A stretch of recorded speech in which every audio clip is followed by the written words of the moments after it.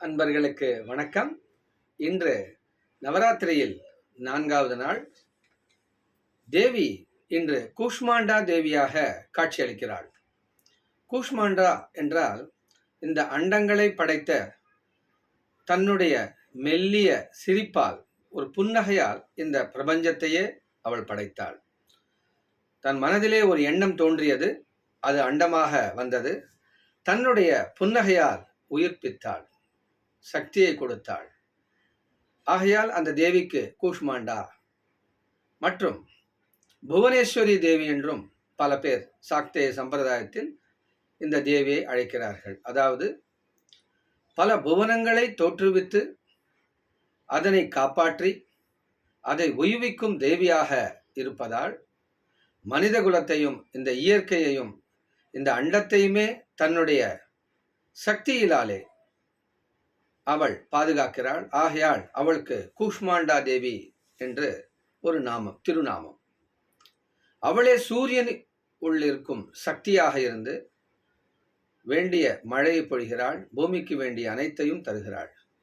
அவளே சந்திரனில் சக்தியாக இருந்து கொண்டு அமிர்தத்தை வர்ஷிக்கிறாள், ஜீவர்களை போஷிக்கிறாள். இப்படியாக உருவாக்குதல், காப்பாற்றுதல் மற்றும் ரட்சணம் பண்ணுவதில், ரட்சணை தருவதில் அன்னையாக இருப்பதால் மாதா கூஷ்மாண்டா என்று அவர்கள் அழைக்கப்படுகிறார்கள்.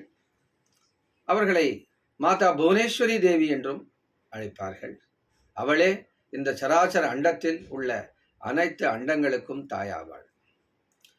நமக்கு வாழ்க்கையில் துன்பம் என்பது வரும்பொழுது இந்த தேவியை நாம் நினைத்தால், அவள் கருணை உள்ளம் கொண்டவள், தாய் உள்ளம் கொண்டவள். ஆகையால் உடனே நமக்கு வேண்டியதை அள்ளித் தருவாள். ஆகையால் இந்த தேவியை இன்று நாம் மனதார நினைத்து வழிபடுவோம். அந்த தேவியின் உருவத்தை மனதில் நினைத்து, அது நம்ம இந்த குரூப்ல கூட போஸ்ட் பண்ணியிருக்கேன், கூஷ்மாண்டா தேவியுடைய இமேஜை அல்லது சித்திரப்பட்டத்தை, அதை பார்த்து கொண்டு தாங்கள் ஜபிக்க வேண்டிய மந்திரம் ஓம் ஹ்ரீம் புவனேஸ்வரியை நமக, ஓம் ஹ்ரீம் புவனேஸ்வரியை நமக, ஓம் ஹ்ரீம் புவனேஸ்வரியை நமக என்ற இந்த திருநாமத்தை தாங்கள் 108 முறை ஜபம் செய்யலாம், 3 வேளையும். இல்லை என்றால் ஓம் ஹ்ரீம் தேவி கூஷ்மாண்டாயை நமக, ஓம் ஹ்ரீம் தேவி கூஷ்மாண்டாயை நமக, ஓம் ஹ்ரீம் தேவி கூஷ்மாண்டாயை நமக என்றும் இந்த அன்னையை இந்த திருநாமத்தால் 108 முறை குறைந்தது ஜபம் செய்யுங்கள். முடிந்தால் 2 அல்லது 3 வேளையும் ஜபம் செய்யுங்கள். உங்களால் இயன்ற அளவுக்கு தான தர்மங்களை செய்யுங்கள்.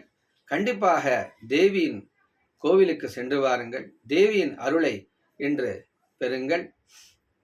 அந்த தேவியின் ஆசீர்வாதத்தாலே அனைத்தும் உங்களுக்கு சித்திக்கும். கருணை உள்ளம், தாய் உள்ளம் கொண்ட அந்த தேவி எந்த எதிர்பார்ப்பும் இல்லாமல் தன் குழந்தைகள் விரும்புவதை அன்னை போல் வாரி வழங்குவாள். அற்புதமான நாள் இன்று. அதிலும் குருவாரம், பிரகஸ்பதி வாரம்,